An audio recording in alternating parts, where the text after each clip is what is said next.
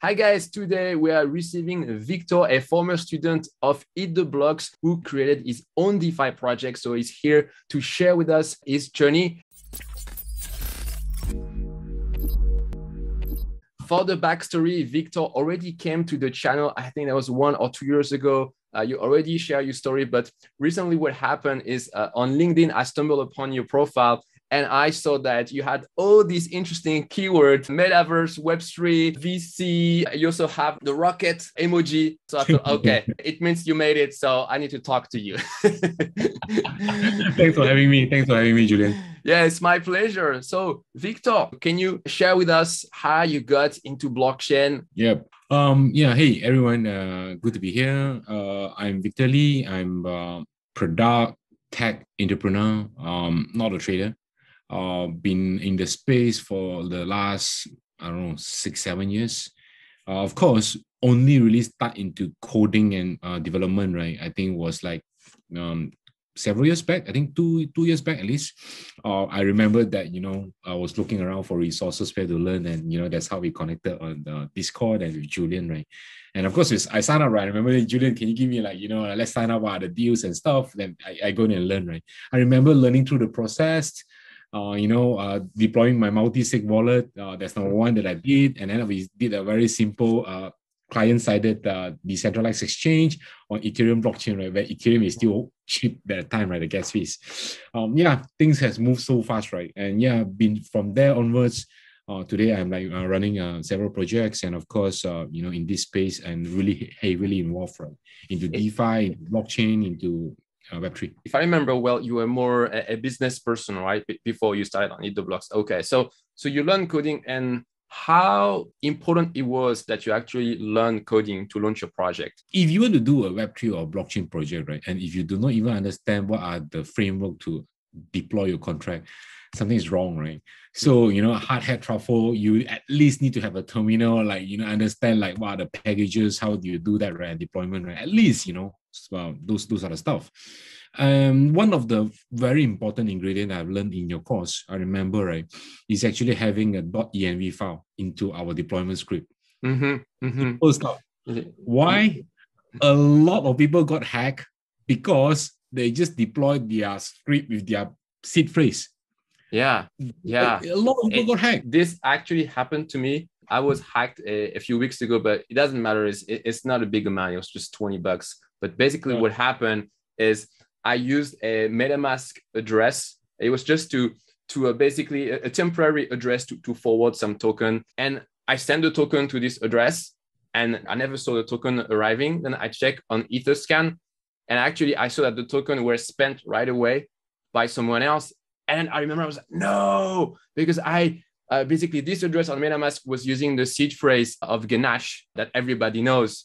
And sometimes some people like me make this mistake. I was like, no, okay, but you see, like even me, it can happen. But it's so easy to get hacked. But but just to come back to the fact that you couldn't really help you a lot, because I mean, you can hire people for your project, but it's just that right away it's going to cost you a lot. It's gonna be slower. So I think for the first version of your project, DAO Ventures, you did it yourself, right?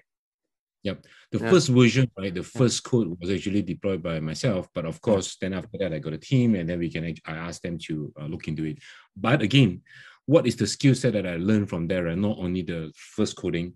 The second part is even my developers, right, that I hire, right? Again, you never know, right? All of us are working remotely. We don't look at the code every day. What happened was, why do I bring back the .env script for deployment and contract? It's because when I look at his deployment script, then I realized, how come you're not hiding that seed phrase and everything? And you're telling me that you are just deploying the script on your local environment. I'm like, fine. But what if one day accidentally, right, you actually just merge your branch on GitHub? Yeah. It happens all the time.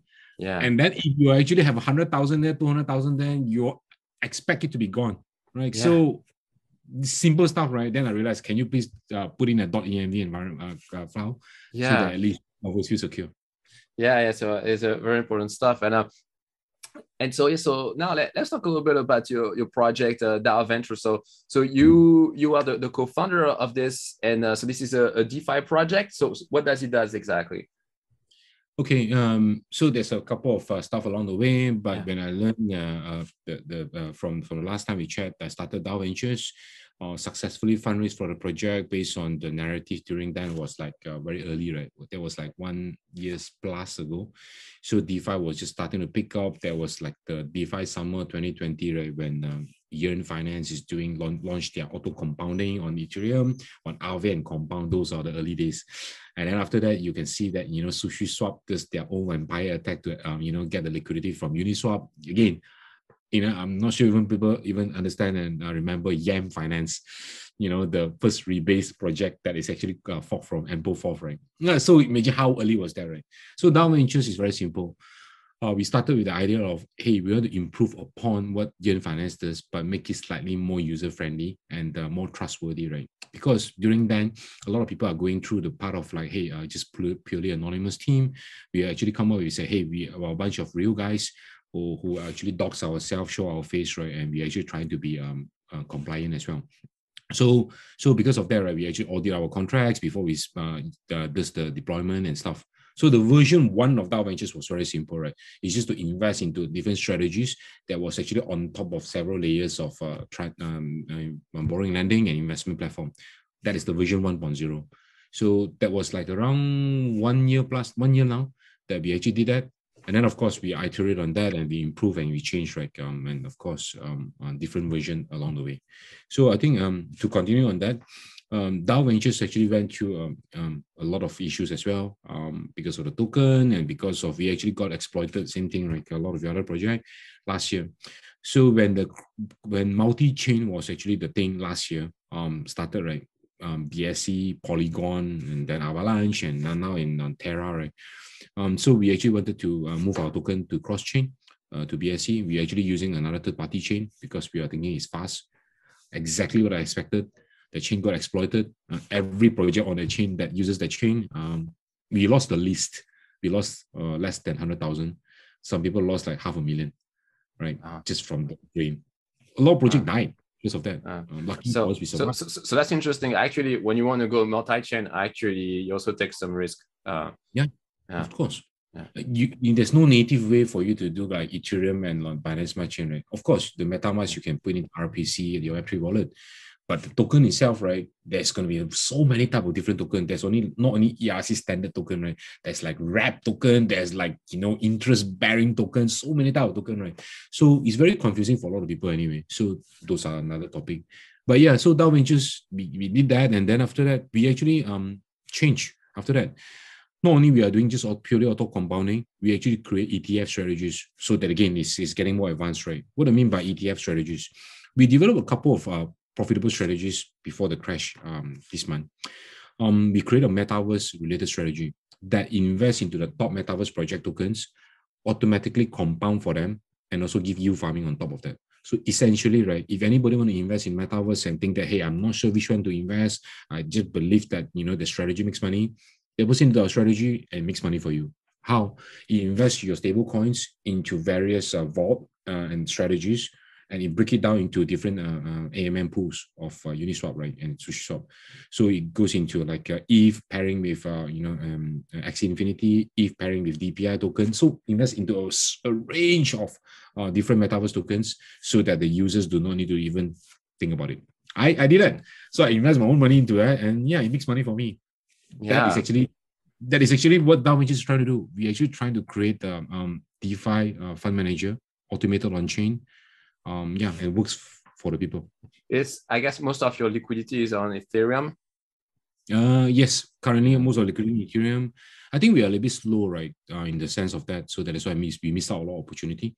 But currently the strategy is available on BSC. We have a 2x leverage strategy, BNB on BSC, which means that if you really look upon BNB, literally you can just deposit your BNB in there, and the strategy help you to manage your liquidation and help you to invest and long BSC at 2x. Simple stuff. If BSC goes up, you get twice. Then we actually have auto compounding different strategies on the Avalanche as well. So we actually launched that under another brand. So what happened is that similar, right? You can divide your portfolio into various strategies in the Avalanche network. And then you have like you invest into buying avalanche coins, stable coins, yield farming, and of course the top DEXs coin, right? Such as Traders Joe, Pangolin, and Lydia. So when you invest there, right, you automatically split for you, help you manage, get your trading fees, and give you liquidity mining. So simple stuff. Yeah. Can we come back? I think there's one part which is very super interesting. At the very beginning of DAO Venture, when you were just getting started, so you didn't have any funding, no team. How did you go from being the only guy in the team who built the prototype to having a team? How was the process? For me and for what happened in the market is different, right? So, I mean, there's a couple of stuff, but I'll just mention about my experience. So when I start with the simple stuff, right? Of course, I have a partner as well who is a full stack CTO. He also was new to blockchain development. So I was doing the blockchain part and he did the server-sided part for the front end and the managing the server side, right? The cloud side on the Amazon. So yeah, we did that, we combined, and then we actually launched that, very simple stuff just to launch first. Then the next step, of course, as any other project, right, when the market is right, during then, because it was new, we actually do some fundraise with like through advisors, through fundraisers, through our own network, to actually get more, investors and VCs and different groups of people who invest into projects to actually invest into DAO Ventures. But at that time, when you managed to get investors, did you have any traction already, or you just had a prototype and you were able to raise like this? Yeah. Yep. I mean, different projects did this differently. But for us, right, we actually did we really have a working prototype, right? We can show that, say that, hey, this is the code. We're already audited through third-party auditors like Certec. We use Zokyo for that, another auditor. So we did that. And then after that, we have some sort of minimal viable product that works and show people what it does. And then after that, we actually start to fundraise. And then when we fundraise, then again, using that, the white paper, the FAQs, the idea, and then the MVP, right, to actually start to talk to investors. But there's one part that is actually crucial, right? The fundraising in Web3 and Web2 is different. The Web2, right, they always talk about solving a problem market fit, and the Web3, right, are actually beyond that. The Web3 has a component with the related token, right? So that the tokenomics is actually crucial as well. So again, learning from all these mistakes, right? That, that's where bring me out today. And now I'm advising a lot of projects for that reason. The tokenomics is actually crucial. Without a good, strong tokenomics, right, which we made the mistake, then you have a lot of pressure. Because investors invest and the people who are buying into the project, they believe the project will go up. So the price should go up. But without good tokenomics, the project will suffer. Did you raise in fiat or in crypto? Oh, everything is in crypto. Yeah. So not raise anything in fiat. I mean, investors they never even ask us about equity, right? Just like, hey, how much token am I getting? Just Web3 token investors. Yeah. And so I know you are based in Singapore, and Singapore is considered a very crypto-friendly place, especially for entrepreneurs. So did it bring you any advantage? Which not. It brings some credibility though, of course. But again, depending on type of projects, but if it's a DeFi project, I don't think it makes any difference. You could be in India, you still raise a lot of money. I know a lot of my friends who are in India raised, I don't know, like 10, 20 million at least. Polygon is from India, right? A lot of money. But being in Singapore has one advantage, right? If you're going to do something regulated, yes, Singapore is going to bring a lot of advantages. Same as Switzerland, right? If you're based in Switzerland, you have the license from government, support from government, you will attract a lot of regulated funds, right? But if you just want to start a startup, your own project, or either NFTs, metaverse, or DeFi, it doesn't matter whether you're in Singapore or not. Yeah. Okay. Interesting. I mean, me, EatTheBlocks, even though I teach crypto, my business model is actually not really crypto. So I just get paid sometimes for my courses. I get paid in crypto, but it doesn't. I don't really need a crypto project, but a crypto regulation. But in your case, it's different because the whole thing is really about crypto. And so we talk about business related stuff, regulatory stuff, and what about technical stuff? Like when you built DAO Venture for the first time, what was the biggest technical challenge? So many, right? Let me think about it. Um, the, I mean, in the It was beginning, right? it was It's too easy. very No challenge. Too simple. too easy. No, it was very simple. Yeah. So we did not think so much. Like for example, upgradable contract. We never thought of that. Then we were thinking that the code was not really scalable. It's not really clean either. Open Zeppelin libraries are often outdated, and then we are using Truffle, but some of the developers are actually my team was thinking about using hard hat. Now they're using hard hat.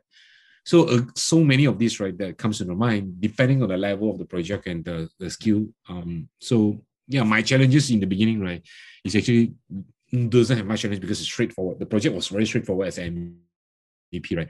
We just take a stablecoin liquidity, and then we actually put this liquidity into a yen finance, into several other profitable strategies, and let it work, right? So simple stuff, right? And we actually take a lot of all these code examples from other people, so we just tweak it, right, to make it safe. The lesser you mess with the code, the lesser chance you get screwed up, right? So we use a very simple approach. So if you ask me during then, right, the challenges is actually more about like getting enough traction. It's more on the startup side. On the business side, yeah, but technical side was fine. And did you buy an audit for your code? Of course. Yeah. We actually got it audited by Zokyo in the beginning. Then after we get audited by several other auditors, smaller one, not the world-class one, because world-class are too expensive. Yeah. We started with that, right? But I mean, to follow up on that, right? Even despite having a couple more developers in our team, right now we have like a lot, right? But in the beginning, right, all the team was learning as well. So learning, what I mean by that, right? I remember our version 1, right, was upgradable. That's what I was saying. So we have a lot of technical challenges, right? That we are like, hey, we have to like depreciate that, and then we remove it, and we tell people, hey, remove your liquidity from your first version to manually move to version 2, right? Again, bad user experience. But then we learn, okay, the best way to do is to create a vault strategy, and then there is actually a investment strategy, right? So the vault will always be the one that manages the strategy, so that anything happens, you can change the strategy without changing the whole contract. So again, simple stuff. Now is very simple to look at, but in the beginning, right, that was not the case. Even Yen and Andre and the team, right, Andre Crone, having that same problem in the beginning as well. So that's why the original version was no longer in use, right?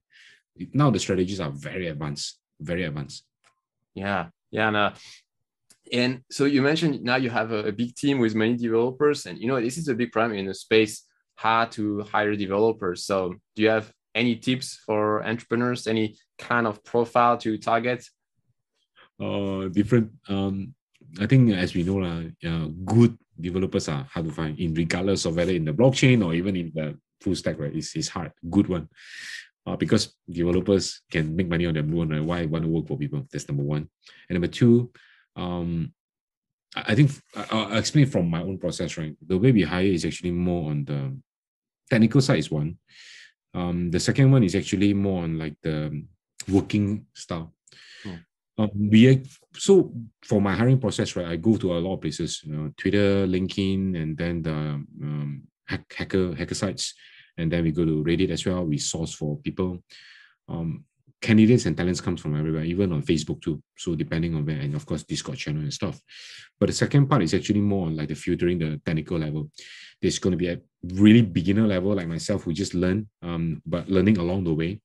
Then there's intermediary who can actually code various type of contract, right? Like ERC20, ERC721, and then after that you can do cross-chain and stuff, right? And building strategies, building stuff, right, with that.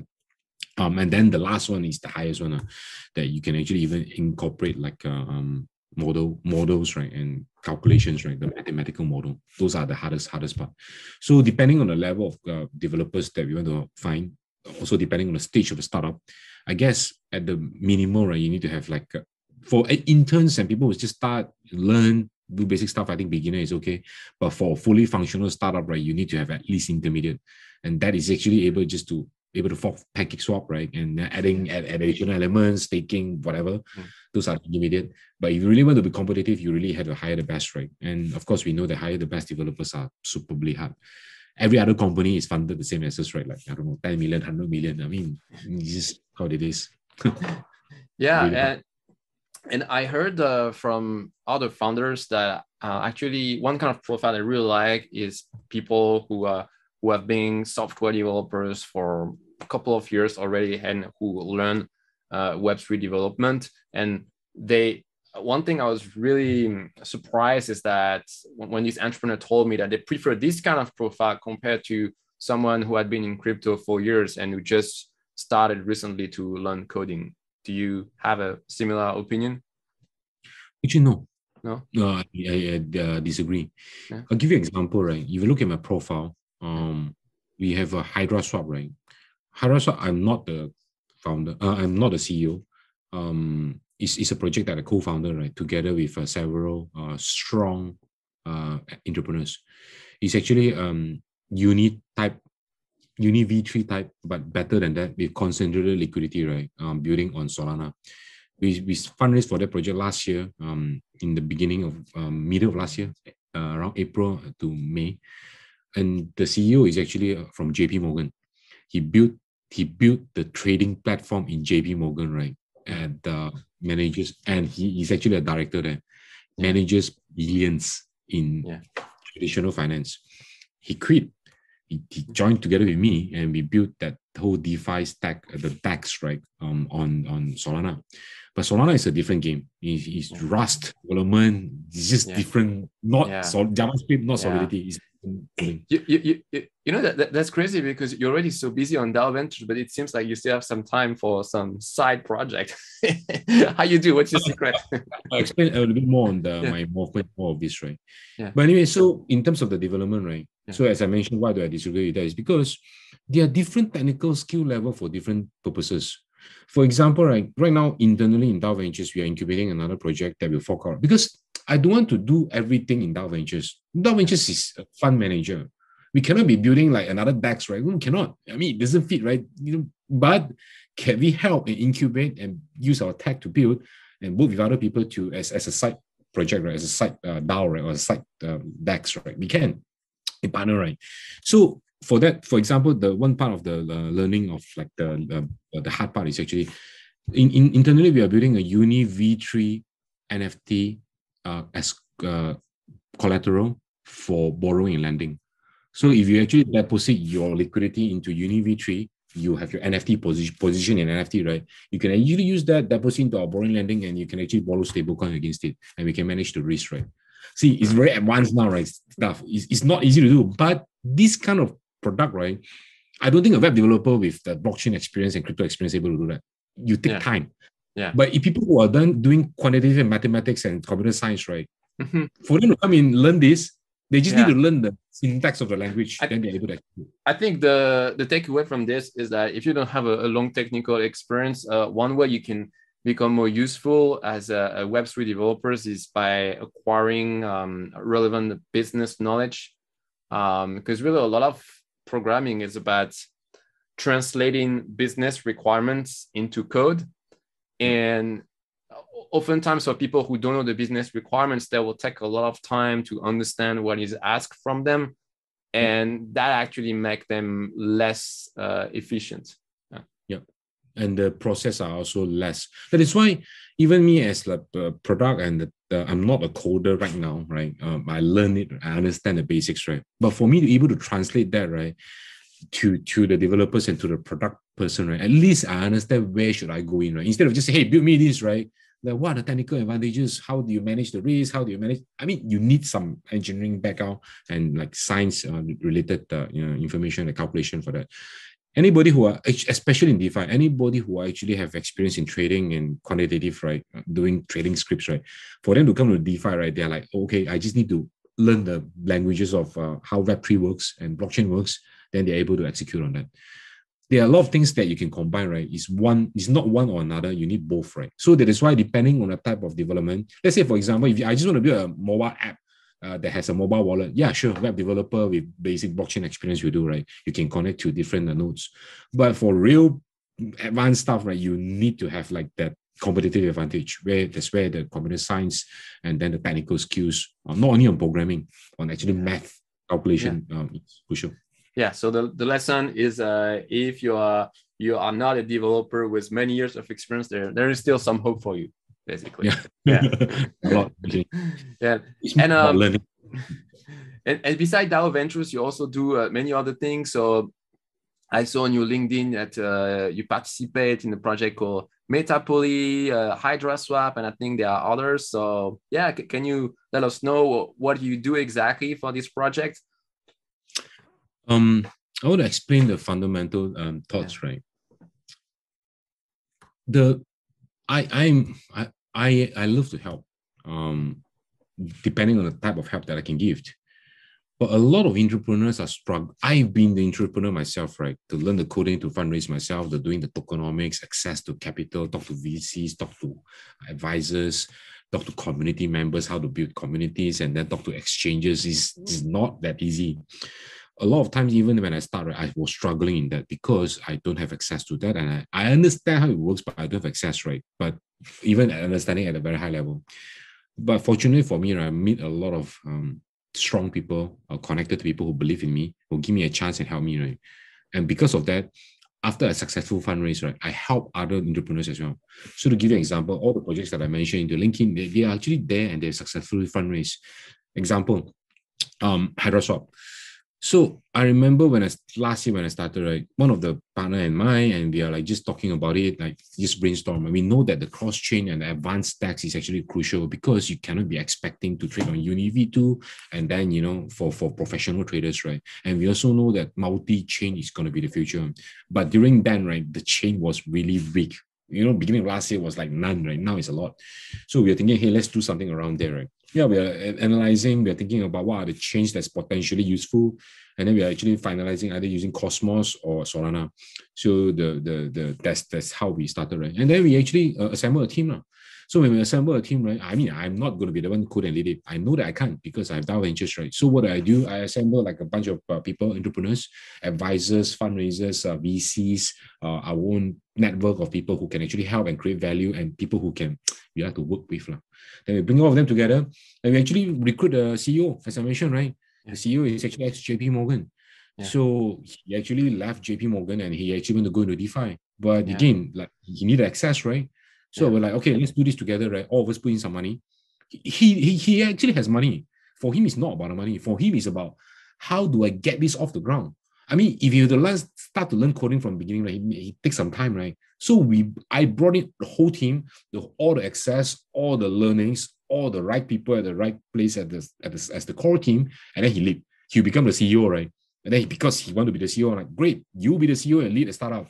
We'll come in and support the project in the beginning so that the project could have growth, and then we can continue to build from there. Yeah. Which is exactly what happened. Of course, a lot of stuff happened along the way, like the change of staff, the change of people, the normal stuff in the startup, the normal stuff in any organization anyway, people leave and go and stuff. But what happened was successful was we managed to raise 1.5 million seed funding round. Wow. And even, for the project.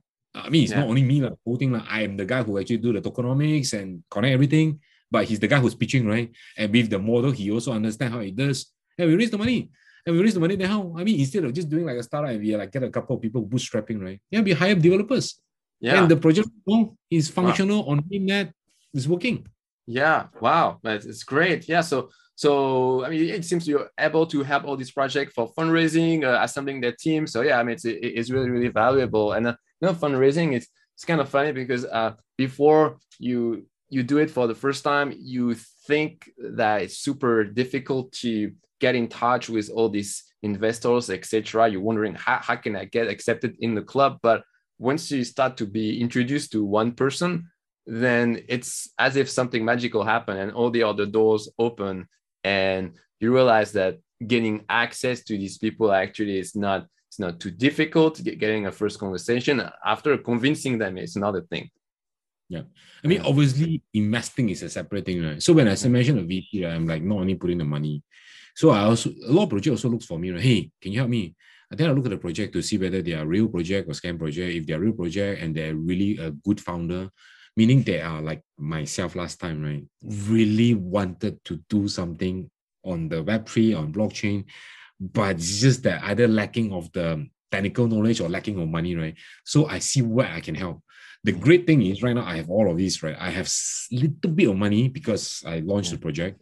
So, but again, I'm not a VC, right? I cannot be like, hey, take 100,000. I'm not, right? But I can give so much of my knowledge and connect and do the right stuff in the beginning so that the chance that founder and the project has a chance. So using the Hydrosome is a perfect example.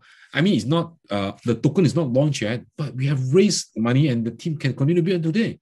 So the product is functional, is actually able to compete against like the UniV3, like the Radium and the Serum and like the rest in the Solana ecosystem. The only question is similar to any other startup, right? Once you started, you have the seed funding, you have some traction, get the next. How do you actually scale it? How do you get the liquidity? Those stuff are the normal startup stuff. Then you guys who run it, like myself who run DAO Ventures, figure it out, right? But at least I help some startups in the beginning to create value to help them, right? It's the same. I think it's similar to how you actually created the blocks as well. I mean, you just stumble on it, right? It says that, hey, I create a learning course for people to learn. I think it's nice, right? And I make some money. Same thing, right? I just help people to get off the ground. Like, yeah. So guys, if you are building a project and you need some funding, then you should definitely contact Victor.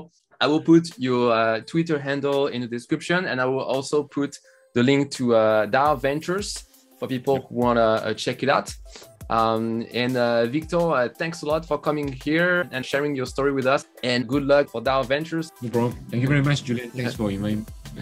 Bye. Bye.